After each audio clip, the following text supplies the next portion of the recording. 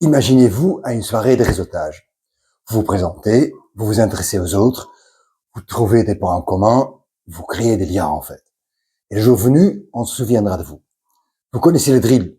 Vous savez tous ce que vaut un bon contact. Maintenant, imaginez qu'à cette même soirée, un inconnu débarque.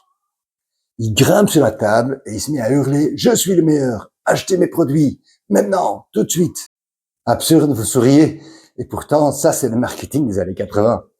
C'est la publicité à l'ancienne, crier que son produit est le meilleur.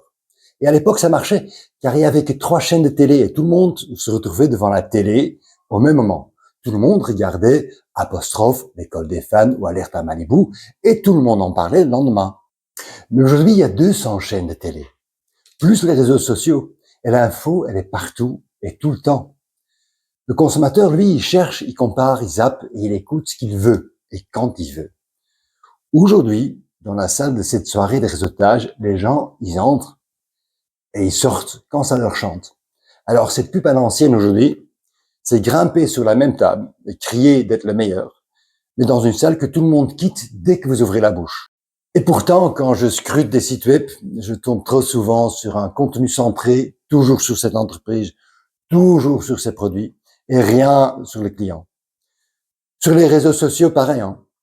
Des posts sur l'entreprise, sur les produits, mais aucune interaction, aucun dialogue. Bref, du marketing à l'ancienne transposé sur des nouvelles plateformes. Et pourquoi ces entreprises continuent à l'ancienne? Eh ben, parce qu'elles ont toujours fait comme ça. Et avant, ça marchait. Alors, pourquoi changer? Ben, parce que les règles du jeu ont changé. Et celui qui ne s'adapte pas et continue à crier, il criera dans le vide. Alors, pour mieux comprendre ce changement, retournons aux 4 P, l'ADN du marketing. Avant, l'entreprise produisait selon son expertise sans retour du consommateur. Aujourd'hui, elle peut savoir ce que le consommateur cherche vraiment. Avant, le prix se définissait selon les coûts et la concurrence. Aujourd'hui, le prix, c'est ce que le consommateur est prêt à payer pour la valeur perçue. Avant, on poussait les produits dans la distribution. Aujourd'hui, c'est le client qui choisit comment et où il achète. Avant, on attirait le consommateur vers le point de vente. Aujourd'hui, il s'informe, il compare, il s'exprime. En résumé, avant, c'était du push et pull. Aujourd'hui, c'est l'expérience client totale. L'expérience client totale, c'est une stratégie qui vise à fidéliser les clients en intégrant tous les points de contact client dans une expérience unifiée, cohérente et portée par la marque. Je parlerai de cette Total Customer Experience dans une prochaine vidéo. Mais aujourd'hui, regardons ce 4e P, la promotion. La promotion, par sa définition, vise à attirer l'attention. Selon l'ancienne logique, de façon unilatérale, intrusive, éphémère et prétentieuse. L'entreprise, en fait, achetait l'attention. Aujourd'hui, il faut la mériter, cette attention. Et on la mérite en engageant une communication éditoriale fondée sur l'expertise disponible de l'entreprise à la demande du client, en se mettant au service de l'autre. Et ça c'est du content marketing. Personnellement, je préfère le terme communication éditoriale, car le concept du content marketing, du marketing du contenu, déborde largement le cadre de la promotion. Mais bref, ce qui importe, c'est que ce n'est plus vous, mais le consommateur qui mène la danse. Et si on essayait ce fameux content marketing, on n'a rien à perdre. Je l'entends souvent et hélas aussi, vous avez à perdre, car votre communication, c'est votre marque, c'est votre identité.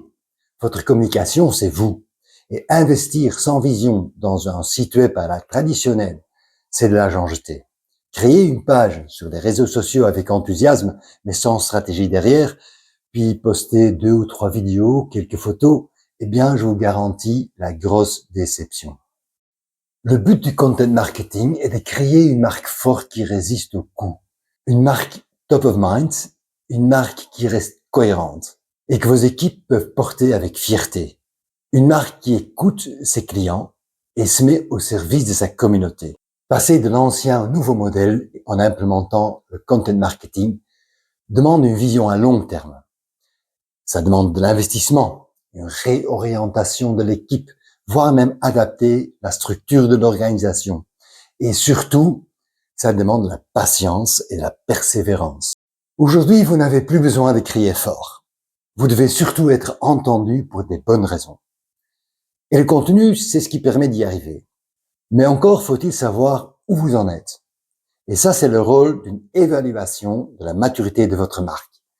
Si vous vous demandez où en est votre marque, l'évaluation de maturité de marque vous donnera un aperçu de votre position actuelle, des points de friction dans votre communication et des opportunités d'alignement. Une bonne évaluation de la maturité de votre marque vous demandera que quelques heures de réflexion, mais ça vaudra mieux que 200 likes creux sur Insta, je vous le garantis. Si vous voulez en savoir plus, contactez-moi par mail ou regardez la prochaine vidéo de 2 minutes qui vous expliquera en détail la EMM.